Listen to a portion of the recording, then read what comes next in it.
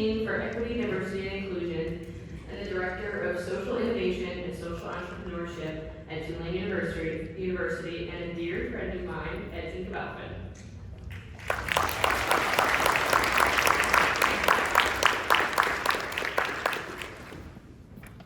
Hello everyone, good evening, and so happy to be here. As Julia mentioned, my name is Edson Cabalfin. I'm the Associate Dean for Equity, Diversity, Inclusion at Tulane School of Architecture. So on behalf of Tulane School of Architecture, I'd like to welcome you also to New Orleans, where we are based. Before I start, let me just read out the land acknowledgement of where we are. Oh, Emily's here. It's okay. So I'd just like to read out, before I start, that we acknowledge and pay tribute to the original inhabitants of this land, the Choctaw, Puma, Hama, Chitimacha, Biloxi, and other native peoples. The city of New Orleans is a continuation of an indigenous trade hub on the Mississippi River, known for thousands of years as Bulbancha, the place of other tongues.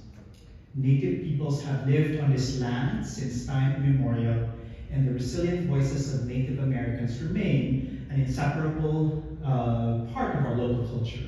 With gratitude and honor, we acknowledge the indigenous nations that have lived and continue to thrive here. So let me just start by telling you a little bit of story. Back in 1998, I just gotten my licensure, my license as an architect back in the Philippines. And so having gone through this long process, as you can imagine, and taking the exam and then finally passing it, I went to the mountains. So I went to this place in the northern part of the Philippines, in Sagada. And one night, I was just sitting by the edge of this cliff, and I'm facing this outcrop of rocks called, this is in Echo Valley. And I started to ask myself, who am I, and what's next? Because it seems like I've been working for so long, and that then leading to becoming an architect seemed to be like a great goal. But then I already got my license, and I can say that I'm an architect, but what does that mean? And so I started to think about and reflect about who am I, what my values are, to be able to say like what should I be doing next, and how do I define my life and my career as an architect and others. So this important sort of moment in my life, reflecting in 1998, also then led to sort of my experiences as an architect, as an educator, as a historian, as a designer, as a curator, of which I will sort of talk about in different moments of my discussion and my talk, as I try to talk about what is the relationship between identity and what is how we can use it in terms of thinking about creation and designing of our architecture. So I'll try to talk about three concepts, interrelated concepts called, first, identity. What is identity? I'll talk about positionality and then intersectionality.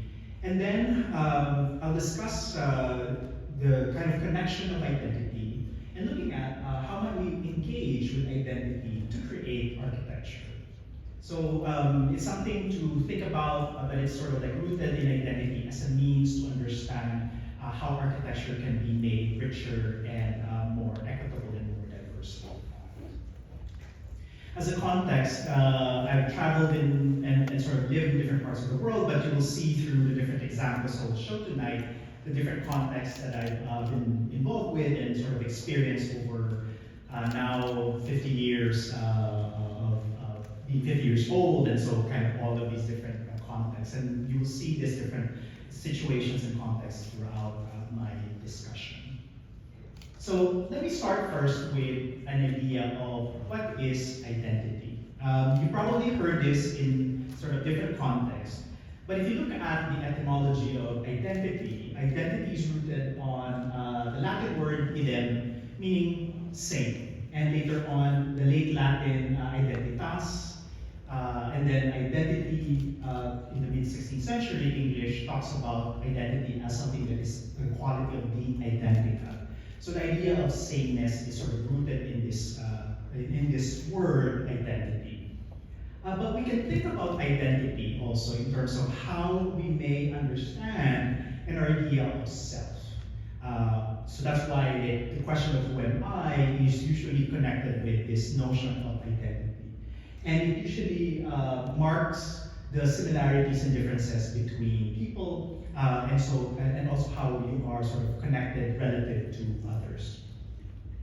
But identity is, though it's also sort of coming from yourself and personhood, it is also something that is constituted and constructed not just by yourself but also by others. Others also play a role in terms of how you are perceived and how you are also identified or marked within society. So, and usually these are based on different categories and dimensions. So, for example, your different identities can mean different parts of yourself, including sometimes like age, race and ethnicity, class, ability, gender, sexuality, education, and so on and so forth. These are just some examples of identity markers, but your personhood is usually defined by some of these categories or dimensions. I like this quote from a Filipino author and activist, Keynote, and she says that identity is both being and becoming.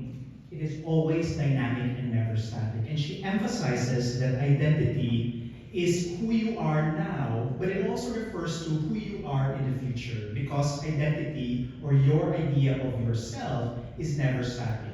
You always change and people always change. So you can never actually just freeze the identity of one person at that one particular moment, but you also acknowledge that that moment is important as kind of the longer trajectory of the change of a person. So related to identity is also this notion called positionality. And from the word itself, you can think of position. You know, where you are, your place, where the space that you occupy, and so on. But when I refer to positionality, it refers to how people are usually defined not in terms of fixed identities, which is like what I was mentioning earlier, but also like how people are really in relation to others and therefore their place in relative to sort of the relationship with different actors in society. So your position is usually determined by your space and your connection relative to others. It's not just yourself. And positionality also talks about the power that is inherent in this relationship. Your connection with others is usually related to your identities, and therefore the power dynamics between people are also sort of determined or defined by those relationships. And those differences would mean that it would present different sort of opportunities and maybe access to services and other opportunities. So it has got to do with power. It's got something to do with relationships and the relative power that creates. So again, to go back to the different dimensions of one's identity or the identities, and I use the plural term identities because there's just not one identity. You hold, again, going back to these different examples. For myself, I identify in sort of these different categories. I'm 50 years old. I just celebrated my birthday last December 31st, so I'm now kind of half a century old. I'm considered now middle-aged, but and then in terms of race and ethnicity, I am Asian, I am Filipino, I consider myself brown. And then in terms of class, I am above median, referring to income level, but I'm also then considered middle class. In terms of education, I am PhD educated, and I'm educated in both public and private universities and institutions. In terms of gender and sexuality, I identify as queer, gay, and cis man. And then in terms of ability, I consider myself as temporarily able-bodied because we all would grow old and therefore we will have some kind of disability to a certain extent in certain parts of our lives. So I'm temporarily able-bodied. So all of these different identities for me would have a different relationship. Let's say somebody who is maybe not PhD educated would have a different relationship with somebody versus like my position as a PhD graduate. Or as a gay man, let's say growing up in the Philippines, which is a predominantly Catholic country, I would have a different sort of dynamics because of my relationship also with others, and so on and so forth. So each of these sort of position and dimension of my identity would impact like how I would have access to opportunities and access. Now, the third concept related, or the next concept related to identity is this notion of intersectionality. From the word intersection, meaning the overlapping, but it's a very specific idea that was proposed by Kimberly Crenshaw, who's a activist, lawyer, and legal scholar. And she defines intersectionality as ways by which various forms of social stratification, such as class, race, and all of those different identities that I was mentioning earlier, would actually interact with each other. That they are not separate, and therefore they are woven together. And I'll explain how this works. Also, intersectionality emphasizes that oppression and marginalization would usually are experienced in different ways because of the differences in these identities, and that they are intersecting and again interwoven. So again, I'm showing you the idea that then we all have our different identities, but they will interact, and that then they will also overlap. And so let's say age versus race and ethnicity would have a different sort of effect, or that of gender, sexuality, overlapping ability would also have a different effect. But as a person, you're not just one part of that dimension. You are this overlapping different identities. And because of this overlapping, you will have different experiences as a designer, as a person, as a member of society. So let me give you an example. Pay gap is an important issue, and it has been established that women are paid less than men. But what's striking is that then actually Black, Latinx, and Native American women are paid even more significantly less than white men and white women. Let me show you how. So recent data shows that for every dollar that a man gets for pay, all women average only gets 84 cents, meaning that then women are paid 16% less than men, right? So gender is sort of the issue related to pay.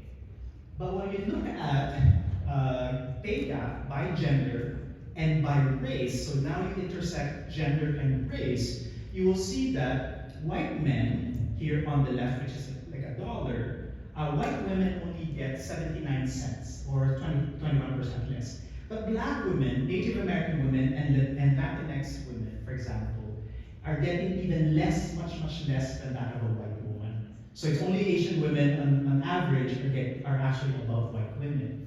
So you can see the intersection of gender with that of race.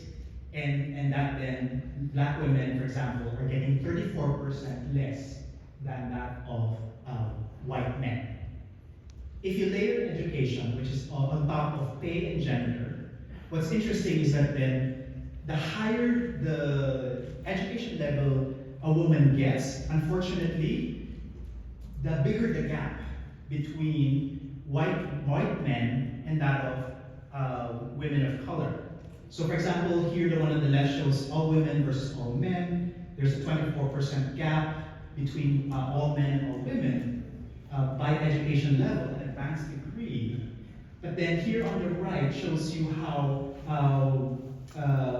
Black women with having an advanced degree gets 33% less than that of white men. So the education level plus race plus gender produces a different set of inequalities that is not present, let's say, compared to that of a white man. So this is like one example of intersectionality, of like all of these interactions producing different kinds of oppression and marginalization. And this is just one example. So to go back again to this idea of intersectionality and positionality, for me again, all of these different overlapping sort of identities would produce different effects for me. And then therefore my experiences are very different from everybody else, So in the same way, each of you, because of the different combinations of your identities, even though let's say two white men, right? They might have different identities because they're not just white men, right? They have all these other identities. And so you have to understand then that there are different lived experiences depending on these identities. So your personal sort of lived experience is of course based on these identities. And then what you have to understand again, because they're not necessarily the same with everyone, you have to acknowledge that other people also have different lived experiences. And this is sort of the core in thinking about like how identity comes to play whenever you're designing architecture in the built environment. So an important idea is that then in architecture, architecture is embodied in people, and architecture is also embodied or embedded within society and the environment. So which means that you cannot separate people from architecture, and you cannot also separate architecture from that of the environment and from society. So which means that then, whenever you are designing architecture in the built environment, people always come to play. And therefore, all of these identities would have to come into play as well. And that's where this connection is. And in terms of people, there are many sort of different types of stakeholders related to architecture. So this is just a diagram of how you, as a designer, for example, beginning with yourself, you're actually embedded within society, so you have a different relationship with others. And then within this sort of relationship, you are also within this larger sort of connection between the natural and the built environment. So you have all of these different stakeholders that is important to consider whenever you design architecture in the built environment. So the question now is that, so what, right? How might we engage identity in architecture? How do you consider identity as an important lens in understanding the design and then the creation of architecture? So let me just, oops, my apologies for the change, but let me focus on 7 principles I'd like to propose.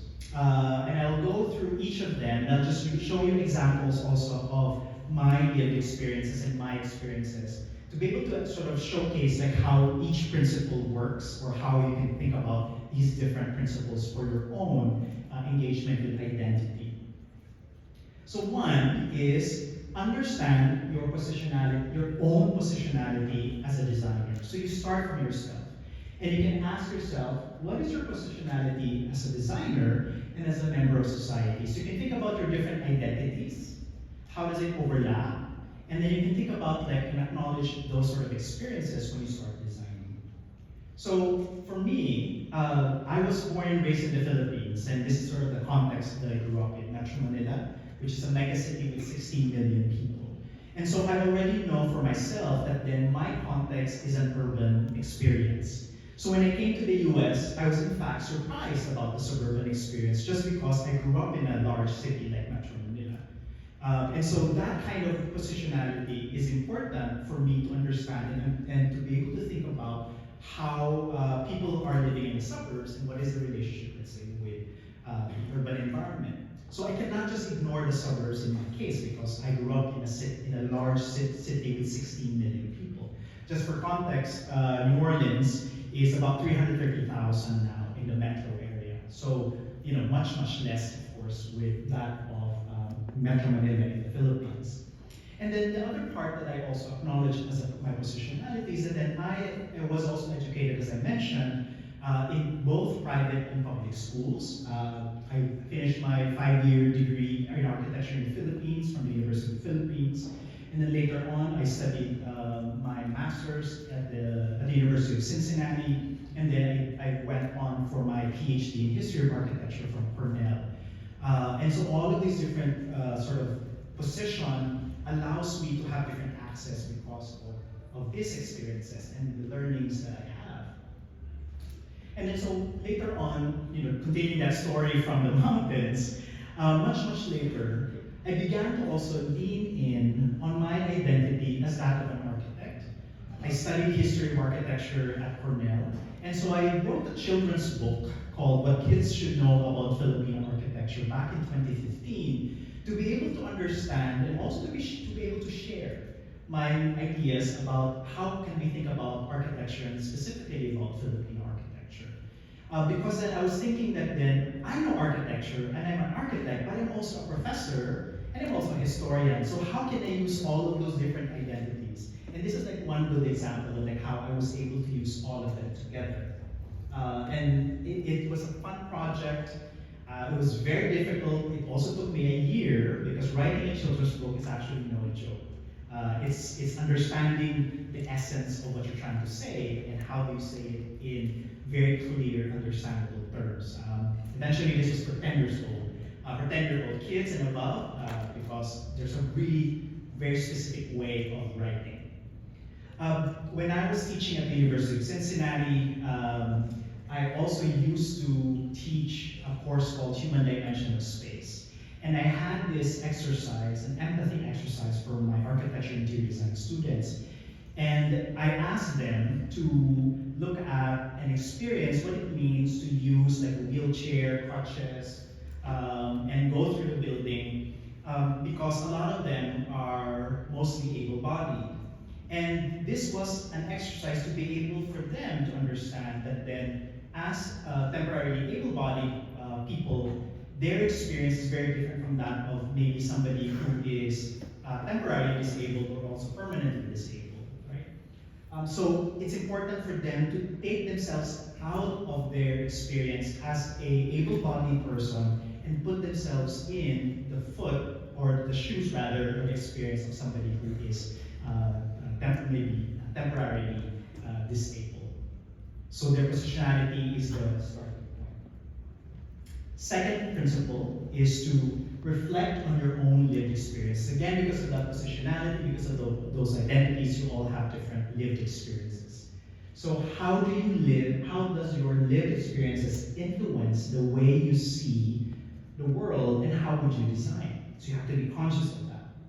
So going back to my lived experiences, coming from the Philippines is a tropical country. It has a long colonial history. It was formerly colonized by Spain for 330 years, and then by the US by about 50. So we were former colonies.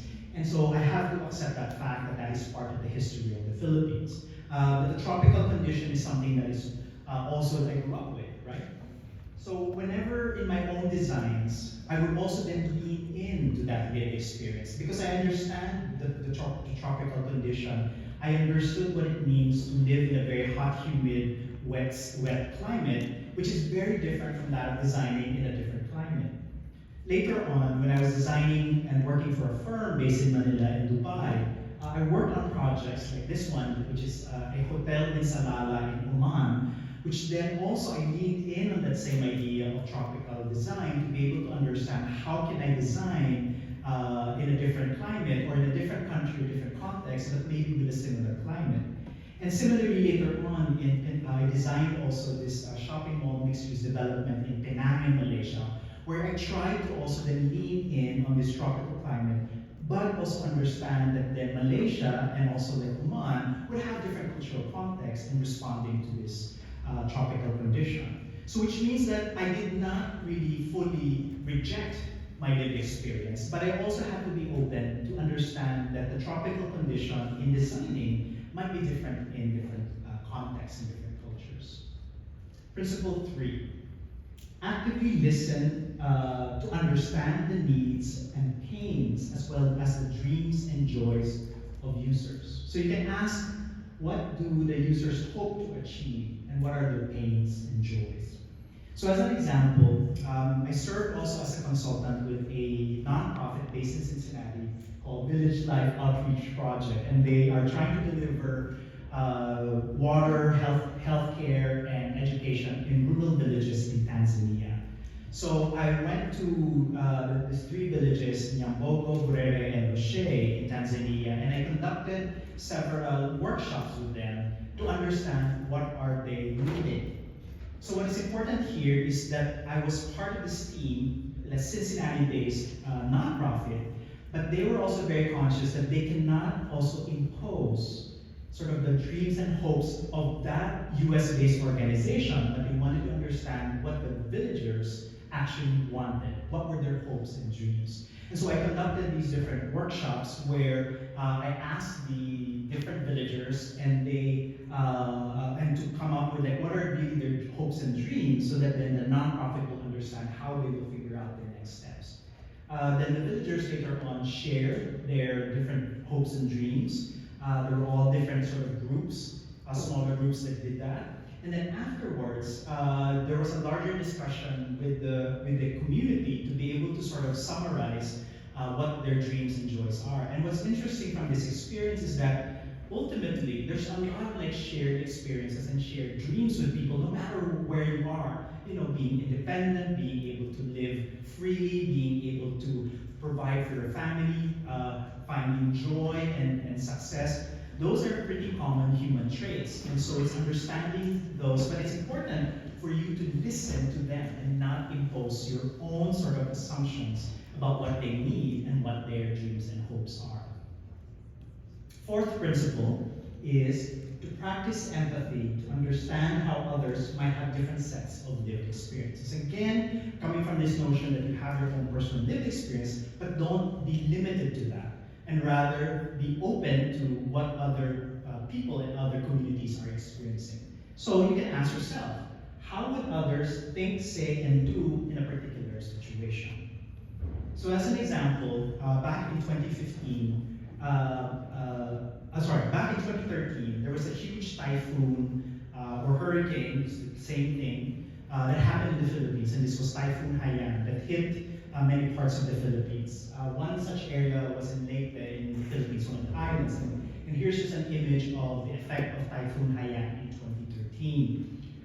Later on, in 2015, at the University of Cincinnati, then I led a studio with architecture and interior design students to look at the resettlement sites after Typhoon Haiyan, 2 years after the natural disaster had happened. And so what was crucial here, and what I had to also remind my students, was that for them to actively listen, you know, the previous principle, but also to then practice empathy. So from that listening, they were a process, they interviewed, they talked to the different community members.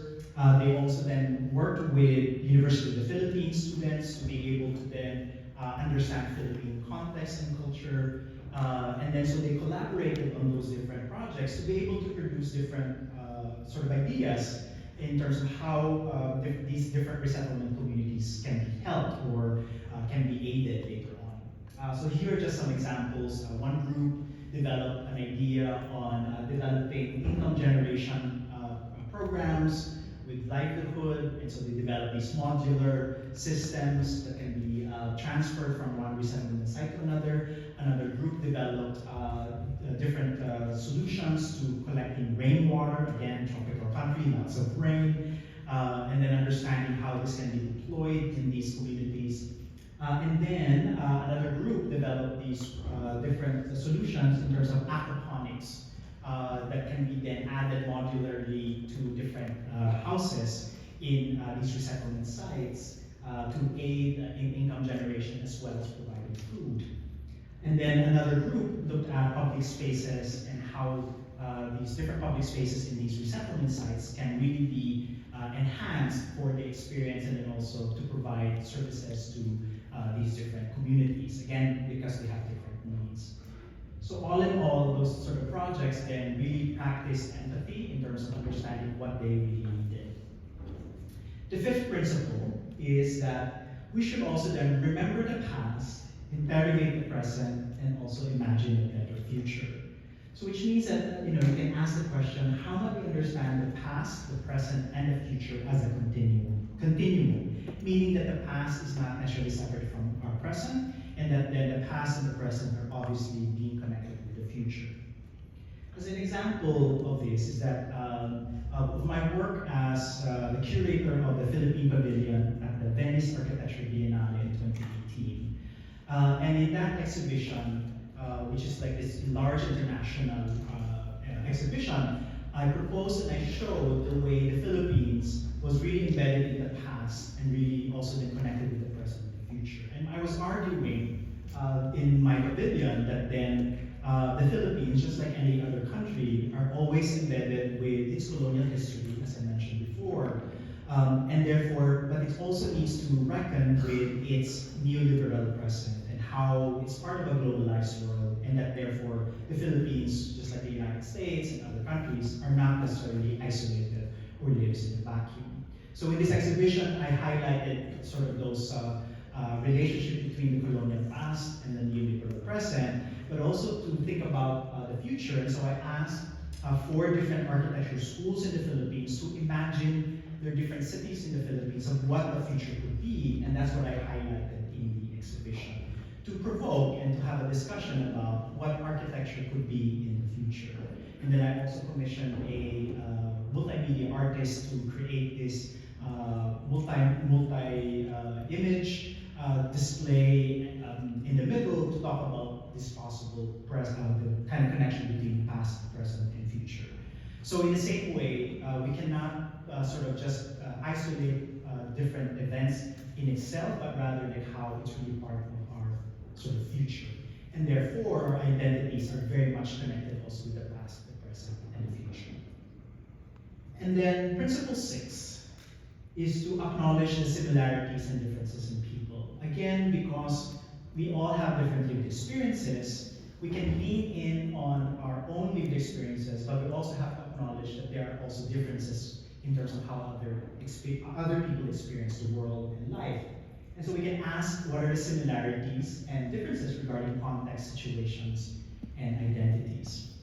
So some examples in my sort of experience in my journey as an architect, I was working again in that firm based in Manila, Dubai, and there was one example of when we were designing different interiors for the renovation of, for example, this one is in Burjuman one, which is a high-end luxury mall in Dubai in the United Arab Emirates.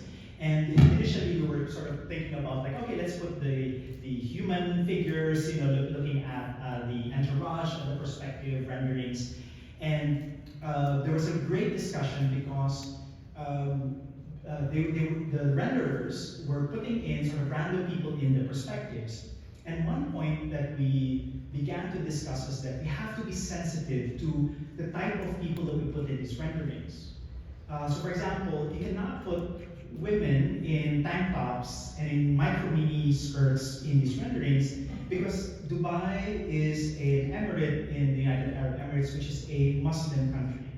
And therefore, women are very much covered. You know, they wear a hijab, the headgear, and so on. And so we had to be conscious about like what was culturally sensitive. But it also acknowledges that the women in Dubai love to shop as well. So we have to be careful in terms of how we represent those renderings because of the different cultural conditions in the Dubai Arab Emirates.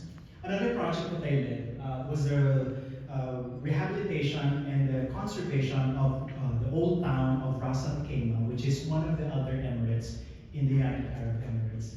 And part of this was that understanding that then, just like other cities, and just like New Orleans, you know, we always deal with the kind of historic fabric of the city. And so I was very conscious about like the similarities with their experience, but then also understand the differences in the type of architecture that they have. And part of this was reimagining the sort of central part of the old town where you can see this road here in the middle that was sort of bulldozed back in the 80s, and then it was really kind of redefined later on. And so one of the ideas that we proposed was this underground civic center with a mosque and other sort of parks that were all lowered in the ground because in the architecture that was existing were all one-story, two-story houses and buildings. So we had to respect the context, but then the sheikh, the ruler of Ras Al Khaimah, was also very adamant that we be ambitious. And so this was kind of like an ambitious take on that site. So in other words, like you're also contending with different aspirations and also sort of different lived experiences.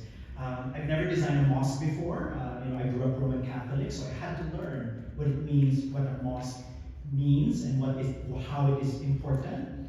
And so sometimes you do need to get out of your comfort zone to be able to understand other people's lived experiences. So you cannot just be, you don't have to be satisfied with just being in your comfort zone. You have to challenge yourselves. because that's sometimes the only way for you to be able to appreciate and also learn from the other experiences. And the last principle is to celebrate and embrace multiple perspectives by practicing both and thinking. This means that then we are usually, again, because of like maybe the Western perspective of thinking, is that it's usually a binary thinking. It's just either or, black or white. But that's not necessarily applicable or appropriate in many different situations. So I encourage you to think about both and thinking. And begin to think of the question, how might we understand multiple perspectives existing simultaneously? How can different realities be true simultaneously? As an example of this sort of principle, I'm showing this project of this research studio that I led at Tulane, spring of 2023. This was a project that was in collaboration with a nonprofit based in Ecuador called FCAT, and they work on deforestation and biodiversity conservation in the tropical forests of Ecuador. So this is their site, their field station, and so the studio then began to look at different perspectives in terms of how can we understand the Ecuador situation, the context of the field station and the work of the nonprofit. And then so we had different conversations with the different stakeholders, including the nonprofit, which is based in Ecuador, in Quito. And then we had different presentations. But the other key part of it is that then we brought the students to Ecuador itself. And so during spring break of last year, they experienced this site. They went and talked to the different stakeholders. They did field work.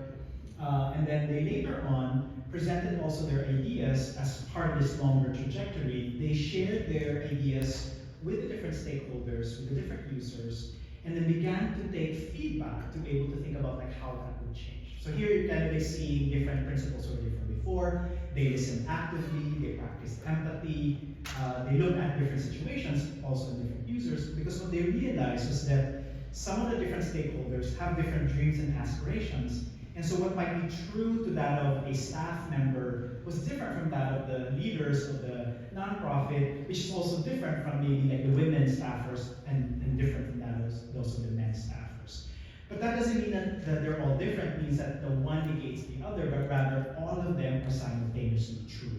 So the students then learn how to navigate, to negotiate, and to then be able to understand and work all of those different ideas together. And to be able to then propose possible solutions to the needs of the nonprofit and that of the different members and stakeholders of that work.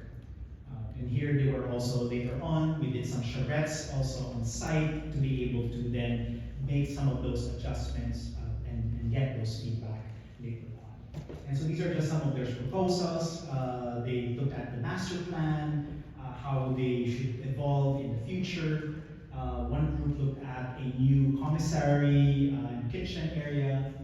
Another group looked at field stations for staffers and house and guests. Another group looked at housing for staff and looking at like how all of these different sort of buildings also then respond to the tropical climate in Ecuador, the cultural context of Ecuadorians, and then looking at local materials and construction to be able to understand like, how it could be sustainable in this tropical condition. Again, so to summarize, is that then these sort of 7 principles I would argue and I would suggest as ways for you to be able to lean in on your own identities, and then also be able to be open so that then the identities of different users, stakeholders, community members, people whom your architecture will engage and are embedded within should be considered and should be listened to also in the process of creating architecture that is very inclusive and very equitable in the future.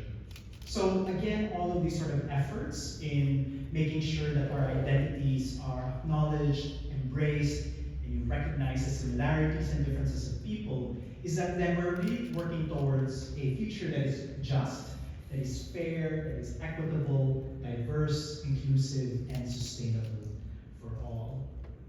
Thank you so much.